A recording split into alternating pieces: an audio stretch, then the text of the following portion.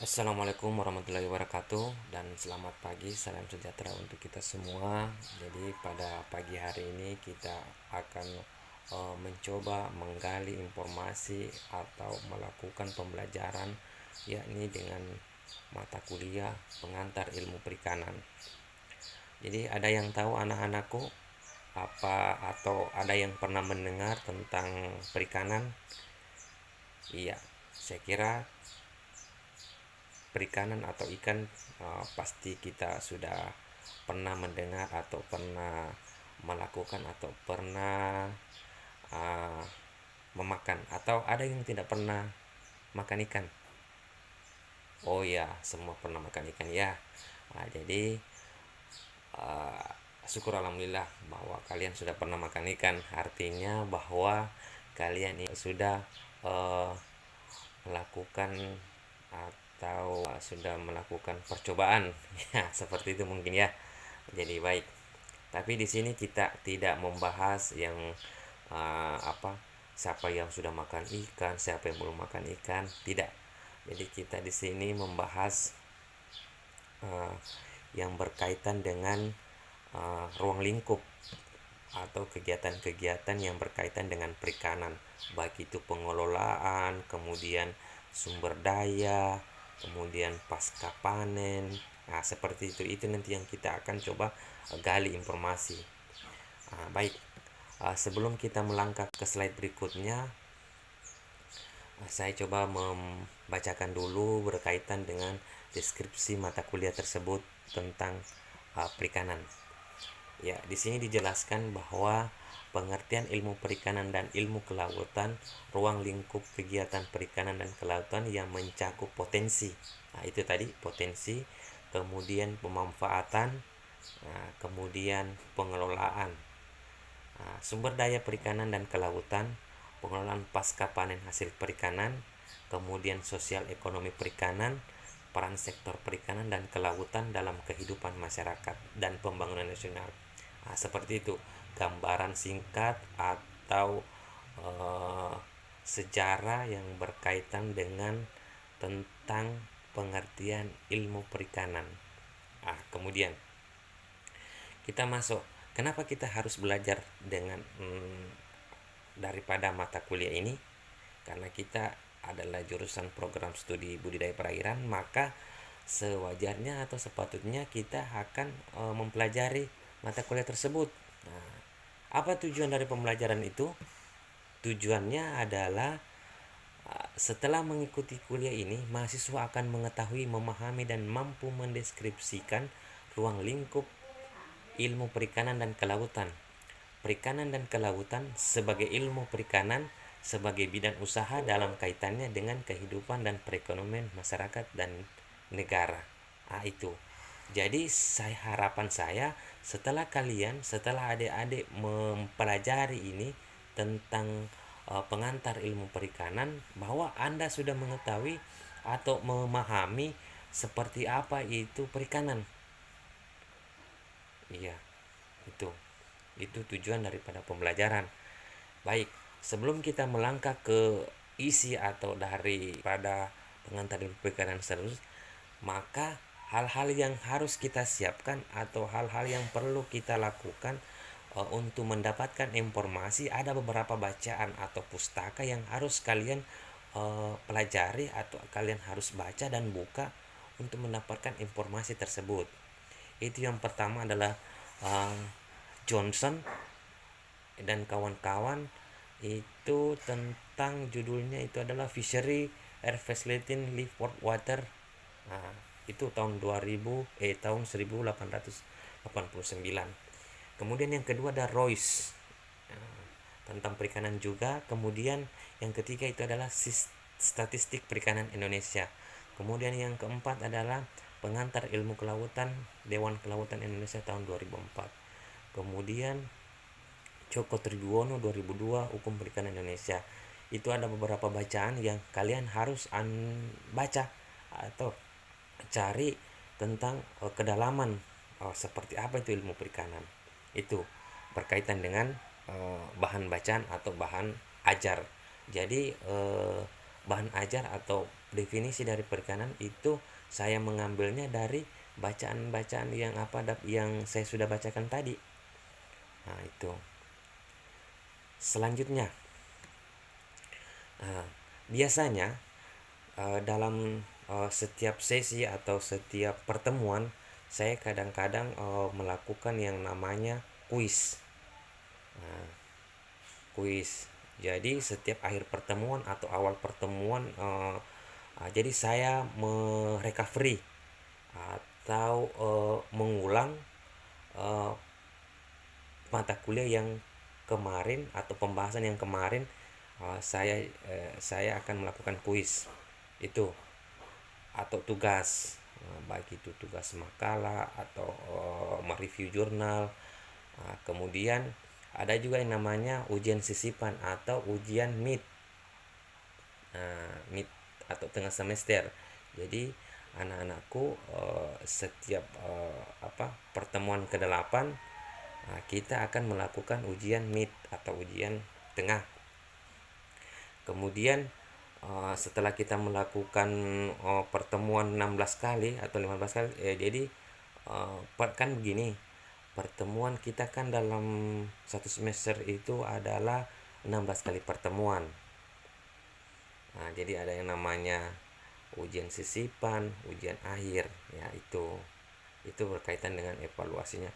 Kemudian bagaimana penilaian saya? Itu yang pertama, keaktifan kelas. Ini sangat penting loh bagi adik-adikku atau bagi anak-anakku semua. Keaktifan kelas ini sangat penting. Itu penilaiannya itu 15%. Kemudian tugas. Nah, tugas tadi itu mungkin mereview jurnal atau bikin laporan atau kuis. Kemudian ujian sisipan atau ujian tengah semester itu 30%. Kemudian ujian akhir itu 40%. Itu yang berkaitan dengan evaluasi. Nah, itu. Kemudian kita masuk ke berikutnya. Nah, sekarang kita masuk. Ada yang tahu apa definisi dari perikanan? Iya, kalau tidak ada, kita coba buka. Jadi menurut Undang-Undang Nomor 31 Tahun 2004 tentang Perikanan, Undang-Undang Nomor 45 Tahun 2009, jadi semua kegiatan yang berkaitan erat dengan pengelolaan maupun pemanfaatan sumber daya ikan dan lingkungannya, dimulai dari praproduksi, produksi, pengelolaan sampai dengan pemasaran yang dilaksanakan dalam suatu sistem bisnis perikanan, itu disebut dengan perikanan. Jadi itu menurut Undang-Undang Nomor 31 dan Undang-Undang Nomor 45 Tahun 2009. Iya, itu. Kemudian di sini lagi dijelaskan bahwa menurut Undang-Undang Nomor 9 Tahun 1985 tentang perikanan, itu semua kegiatan yang berkaitan erat dengan pengelolaan maupun pemanfaatan sumber daya ikan itu disebut dengan perikanan. Ya, jadi hampir mirip dengan Undang-Undang Nomor 31 tadi dengan Nomor 45, Undang-Undang 45. Nah, itu. Berikutnya, apa itu ikan? Sekarang saya mau tanya, apa itu ikan? Iya, benar. Ikan itu adalah segala jenis organisme yang seluruh atau sebagian dari siklus hidupnya berada di lingkungan perairan. Jadi semua organisme ya. Jadi segala atau seluruh organisme yang sebagian dari siklus hidupnya berada di dalam lingkungan perairan itu disebut dengan ikan. Itu berdasarkan undang-undang. Apa itu kegiatan? Ada yang tahu? Iya, kalau tidak ada kita baca menurut Kepmen ya. Menurut Kepmen Eksplorasi Laut dan Perikanan tahun 2000, semua usaha perorangan atau badan hukum untuk menangkap atau membudidayakan ikan termasuk antara lain kegiatan memuat, menyimpan, mengelola, mendinginkan, mengawetkan, dan mengangkut ikan untuk tujuan komersial. Jadi itu kegiatan ya. Berikutnya, ini ikan berdasarkan Undang-Undang Nomor 31 garing 2004 Junto Undang-Undang Nomor 45 garing 2009, ikan itu adalah Pisces, kemudian Crustacea, Mollusca, Solenterata, kemudian Echinodermata, amfibi, reptilia, mamalia, dan alga.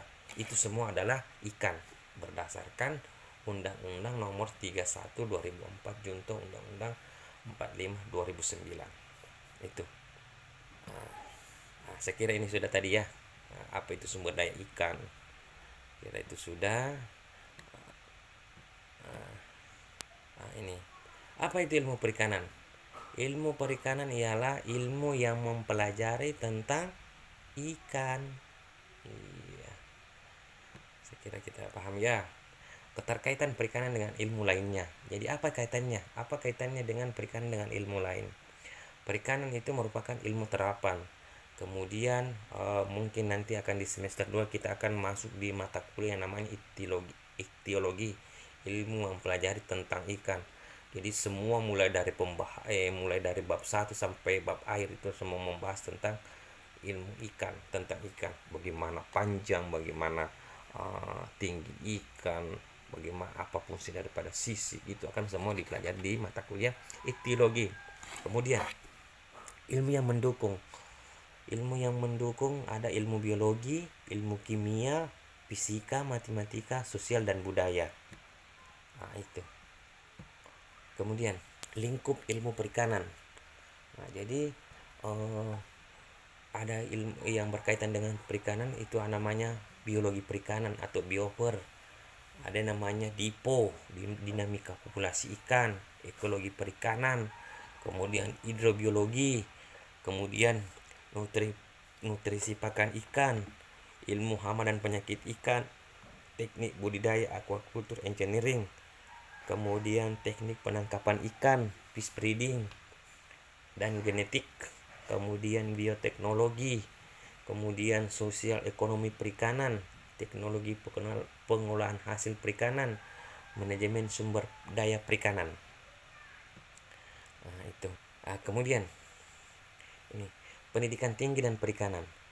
Jadi di dalam perguruan tinggi itu mereka telah melakukan pembukaan program studi itu seperti budaya perikanan atau manajemen dan teknologi budaya perikanan, kemudian manajemen sumber daya perikanan, kemudian THP atau teknologi hasil perikanan, kemudian pemanfaatan sumber daya perikanan, teknologi penangkapan ikan, kemudian sosial ekonomi perikanan atau agribisnis perikanan, ilmu kelautan. Universitas Madako itu sendiri telah membuka satu program studi yaitu budaya perairan. Jadi awal didirikan Madako itu kemarin itu telah dibuka 2 program studi. Yang kedua adalah manajemen sumber daya perikanan. Itu ada 2, kemarin dibuka itu ada 2. Tetapi yang jalan itu hanya satu program studi saja, maka program yang 2 tadi itu telah dilakukan merger atau disatukan karena jumlah mahasiswa itu kecil atau sedikit. Maka yang potensi untuk wilayah kita, daerah kita itu adalah daerah pesisir pantai. Maka dipertahankanlah sampai hari ini budaya perairan itu. Kemudian laut, kelautan, dan maritim. Apa bedanya laut dan maritim? Ada yang tahu? Iya, kalau kelautan itu biasanya berkaitan itu atau membahas yang berkaitan bagaimana permukaan laut, bagaimana lapisan-lapisan laut, kemudian itu atau bagian bawah laut. Itu. Ini kelautan dan maritim. Kelautan adalah hal-hal yang berhubungan dengan kegiatan dan kondisi laut, dasar di bawah tanah, badan air, landasan kontinen, sumber daya alam yang ada di dalamnya. Kemudian maritim bagian dari kegiatan laut antara lain pelayaran, perdagangan, pencemaran laut, jasa maritim yang lain, biasa dan dalam zona mesopelagi sampai dengan permukaan. Itu bedanya kelautan dan maritim. Kemudian cabang-cabang ilmu kelautan ada yang namanya fisika laut, kimia laut, biologi laut, mineral laut, oceanografi, perikanan laut, kemudian parmatastika laut, transportasi kelautan, industri kelautan, sosial ekonomi dan budaya pesisir. Perairan Indonesia sendiri itu hampir 70% wilayah Indonesia adalah perairan. Kemudian saya kira itu tidak penting ya ini. Nah, ini juga tidak penting. Ini juga. Nah, ini luas laut Indonesia itu adalah luas perairan laut itu kurang lebih 3.100.000 km persegi. Itu luas perairan laut. Kemudian perairan laut Nusantara itu 2.800.000 km persegi. Kemudian perairan laut teritorial itu 300 km persegi. Jadi luas perairan CEI 2.100.000 km persegi. Itu. Jadi sebelum kita akhiri perkuliahan atau pertemuan perdana ini, ada yang ditanyakan?